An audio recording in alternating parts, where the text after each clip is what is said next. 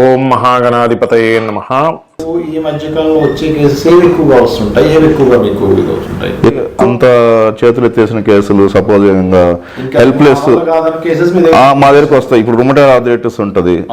Rheumatoid arthritis లో వాళ్ళు కార్టిజాన్ steroids పెట్టుంటారు, ఇంకా వీక్ అయిపోయి కిడ్నీ ప్రాబ్లం వచ్చి వాళ్ళు వస్తారు రిఫరెన్స్ పెయిన్స్ తగ్గాలని చెప్పి.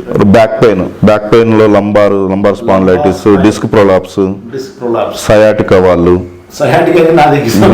అట్లా నెంబర్ ఆఫ్ కేసెస్ వస్తాయి. సమస్యలకు 100% ట్రీట్మెంట్ గ్యారంటీ. 20 సంవత్సరాల ఎక్స్పీరియన్స్ కలిగిన అంతర్జాతీయ హోమియో వైద్యులు డాక్టర్ బెల్లంకొండ నాగేశ్వరరావు గారి ఆధ్వర్యంలో హోమియో ద్వారా 100% ట్రీట్మెంట్. For appointments 8121998560. మీ ఆరోగ్యం మా భరోసా.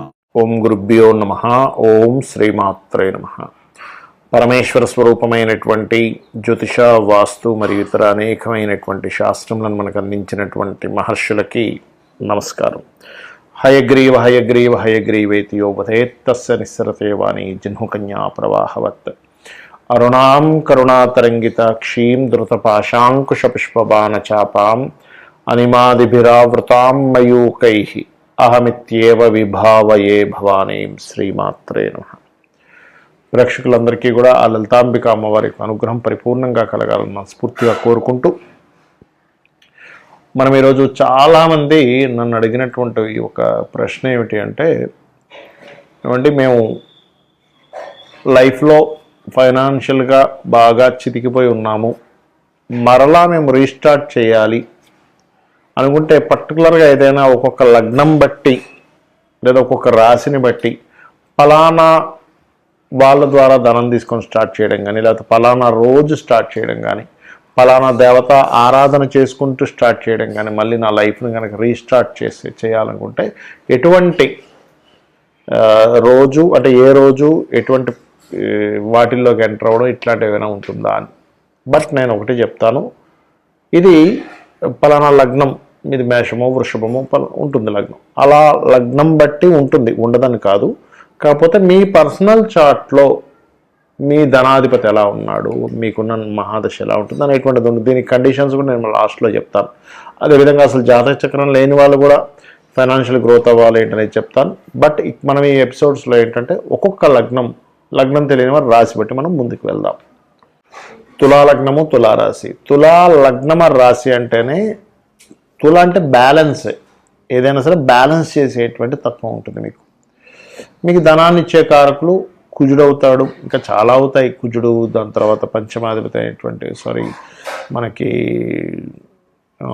గురువు అవ్వడం, అండ్ అదేవిధంగా చంద్రుడు, రవి కూడా అవుతుంటారు మీకు తులా లగ్నానికి. కాకపోతే ఇక్కడ ఏంటంటే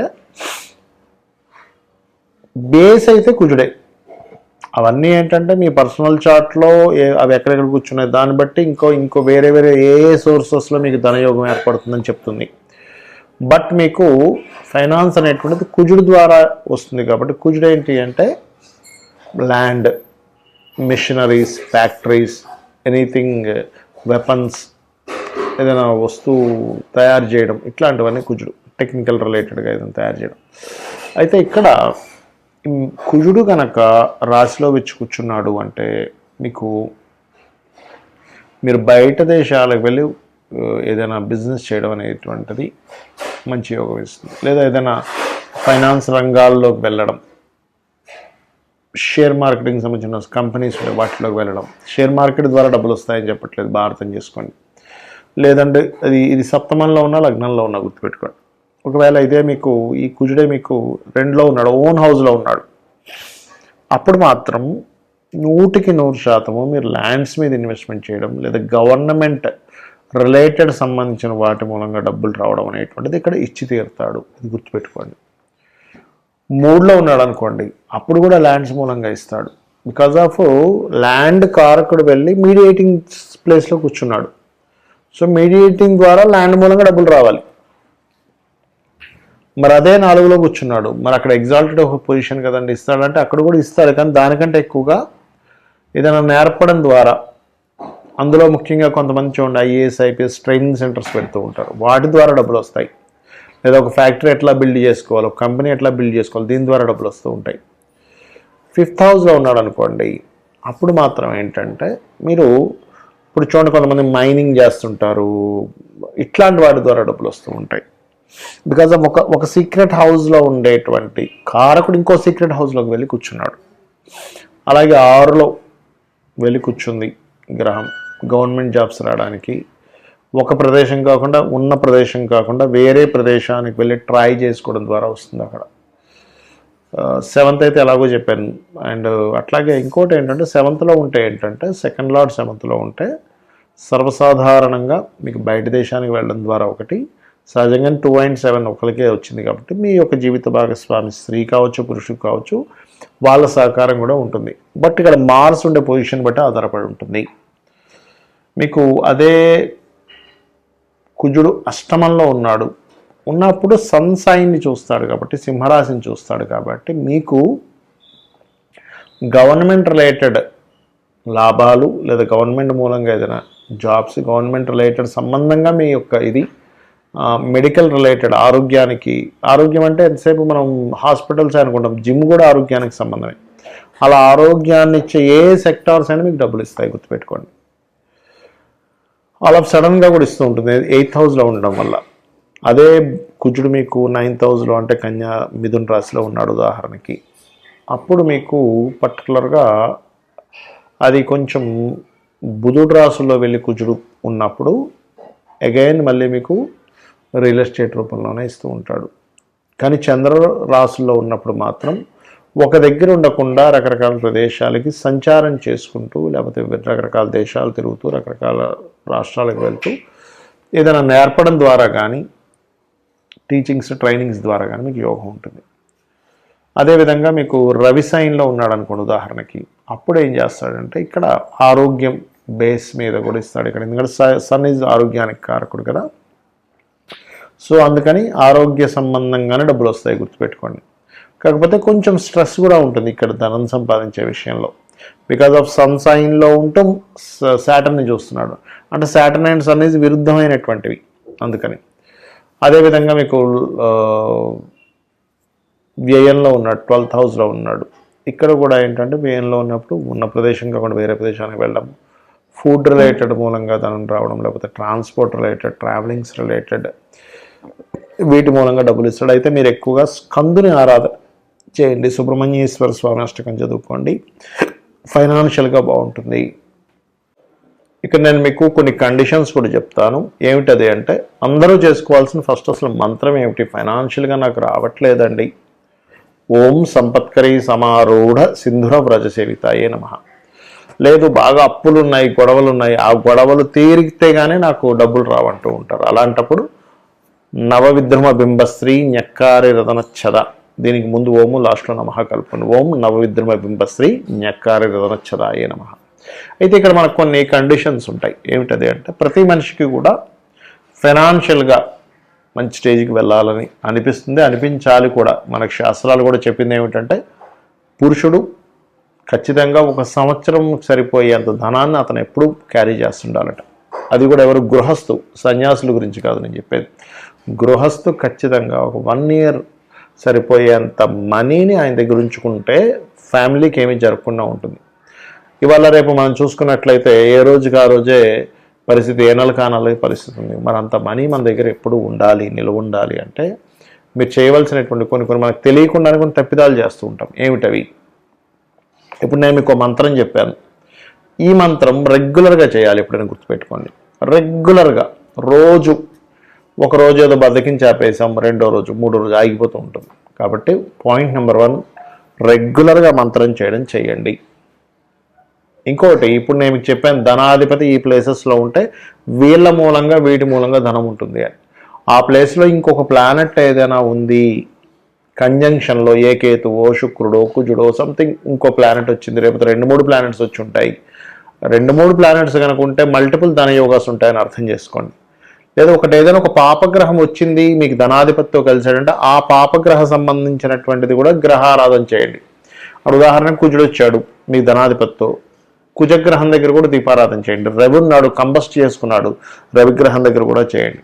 లేదా రవిచంద్రులు ఇద్దరూ కలిసి మీ ధనాధిపతితో ఉన్నాడు, అది అమావాస్య యోగం ఏర్పడింది కాబట్టి రవిచంద్ర గ్రహాలు రెండింటికి మీరు దీపారాధన చేయండి. అప్పుడు ఏమవుతుందంటే మీకు ఈ ప్రాబ్లం అనేటువంటిది, మీ ఫైనాన్షియల్ స్ట్రెస్ అనేటువంటిది తగ్గుతుంది. ఇక మరొక విషయం ఏంటంటే చాలామందికి గోవులు దగ్గరలో ఉన్నాయండి, గోవుకి ఏదైనా తినిపించవచ్చు అని అడుగుతున్నారు. ఫైనాన్షియల్ గ్రోత్ మీకు రావాలి, మీ గ్రహస్థితిలో మంచి మార్పు జరగాలంటే మీరు చేయవలసింది సింపుల్గా ఒకటే గుర్తుపెట్టుకోండి. శనివారాలు పిడికెడు బెల్లం, సింపుల్ పిడికెడు బెల్లం తీసుకెళ్ళి దేశీవాలి గోవుకి ప్రశాంతంగా అంత హ్యాపీగా పెట్టండి చాలు. ఆ జీవి కనుక ఆనందిస్తే ప్రకృతి ఆటోమేటిక్గా మీకు పాజిటివ్ రిజల్ట్స్ ఇస్తుంది. శుక్రవారాలు 3 చపాతీలు తీసుకోండి, దాని నూనెతో కాల్చకుండా చక్కగా నార్మల్గా కాల్చి దాని మీద చక్కగా తేనె పూసి చిన్న చిన్న ముక్కలుగా చేసి చిన్నపిల్లలకి ఎలా తినిపిస్తాం అట్లా గోవుకు తినిపించండి. 3 సంఖ్యకి గురువు కారకుడు, తేనెకి శుక్రుడు కారకుడు, గురు శుక్రుల సంబంధం ఈ ఫైనాన్షియల్ గ్రోత్. అలాగే ఇక్కడ మరొక విషయం ఏంటంటే మీరు తెలియకుండానే కొన్ని మిస్టేక్స్ చేస్తాం, చెయ్యకూడని పనులు చేస్తూ ఉంటాం. మనం ఎన్నో పూజలు చేస్తుంటాం, ఓ పక్క చేయకూడని పనులు చేస్తుంటాం. ఏమిటవి? అందుకే ఫైనాన్షియల్ క్రంచ్ కూడా ఏర్పడుతూ ఉంటుంది. గుర్తుపెట్టుకోండి. 1, సండేస్ నాన్ వెజిటేరియన్, డ్రింకు, స్త్రీని కలవడము, తలకు నూనె పెట్టుకోవడం చేయకండి. Sunday is most important. 2వది, ఒక పూజ చేస్తాం, ఒక మంత్రం చేస్తాం, మాటిమాటికి మళ్ళీ ఇది పని చేస్తుందో లేదో, ఇది చేశాను కానీ ఏమవుతుందో, నెగటివ్ థింకింగ్ స్టార్ట్. అలాగే ధనం అనేటువంటిది ఒక నోట్ల కట్టల రూపంలో అసలు చూడకండి దయచేసి. ధనం దేన్ని ఆశ్రయించి ఉంటుంది? ఒక స్కిల్ని ఆశ్రయించి ఉంటుంది. డబ్బులు ఎప్పుడు కూడా ఒక స్కిల్ని ఆశ్రయించి ఉంటుంది. మీకు డబ్బులు ఎక్కువ కావాలి అంటే ఎక్కువ స్కిల్స్ నేర్చుకోవాలి. ఇది మెయిన్ పాయింట్. మీ దగ్గర పలానా ఇది ఉంది, ఒక బిజినెస్ మ్యాన్ దగ్గరికి వెళ్ళి మీరు చెప్పారు నా దగ్గర ఒక గొప్ప ఐడియా ఉంది, దీని ద్వారా మీ యొక్క బిజినెస్ డబల్ అవుతుంది అన్నారు. వెంటనే అతను మిమ్మల్ని అవునా అయితే నువ్వు నా దానిలో కొంచెం జాబ్ చేసి చూపించు అంటాడు. మీరు చూపించగలిగారు, ఏమవుతుంది? మీ యొక్క వాల్యూస్ పెరుగుతాయి. అంటే ఏమిటి? డబ్బు సంపాదించాలంటే ఎవరైనా కానీ స్కిల్స్ పెంచుకుంటుండాలి. దీని బీజం అది. ఇంకోటి ఏంటంటే డబ్బుని చాలామంది ఏం చేస్తారు, ఒక రేంజ్లోకి వెళ్ళంగానే చప్పబడిపోతారు. అది చాలా పెద్ద మిస్టేక్. అరే నేను ఆ రోజులు చాలా బ్రతికాను, దాని తర్వాత ఎందుకు నేను పతనం అయ్యాను అంటుంటారు. బికాజ్ ఆఫ్ అప్డేట్ లేకపోవడం. ఎప్పటికప్పుడు అప్డేట్ చేసుకోవట్లేదు వాళ్ళని వాళ్ళు. ఎప్పుడైతే మనం అప్డేట్ చేసుకోవడం ఆగిపోతామో ప్రకృతి, ఈ వరల్డ్ అనేది ఆగదు, వెళ్ళిపోతూనే ఉంటుంది. మనం అక్కడ ఆగిపోయాం, ప్రపంచం ముందుకు వెళ్ళిపోయింది. ఇది గుర్తుపెట్టుకోండి. నేను చెప్పిన పరిహారాలు చేసుకోండి, 100% మీరు లైఫ్లో సక్సెస్ అయి తీరుతారు. ఇంకా ఎక్కువ సమస్యలు ఉన్నాయండి, అసలు మైండ్ పని చేయట్లేదు అంటుంటారు చాలామంది. అసలు ఏం చేయాలో అర్థం కావట్లేదు, షివరింగ్గా ఉంది, బోల్డ్ క్రెడిట్ కార్డ్స్ అయిపోయాయి, చాలా ఇబ్బందిగా ఉంది. ఉదయం సాయంత్రం 2 సార్లు లలితా సహస్రనామాలు యూట్యూబ్లో పెట్టుకొని చక్కగా జస్ట్ ధ్యానంలో కూర్చొని ఇక్కడ ఆ కాన్సన్ట్రేషన్ ఇక్కడ చేస్తూ అలా కూర్చోండి. మీ మైండ్ ఫస్ట్ సెట్ అవుతుంది. ఎందుకంటే నేను చాలామందిని చూస్తుంటాను, బోల్డ్ అప్పులు, క్రెడిట్ కార్డులు వాడేసి, అది వాడేసి, ఇది వాడేసి, అవి ఎలా కట్టాలో అర్థం కాక వాళ్ళ ఫోన్ నుంచి తప్పించుకుని ఇలాంటివన్నీ పడుతున్నారు.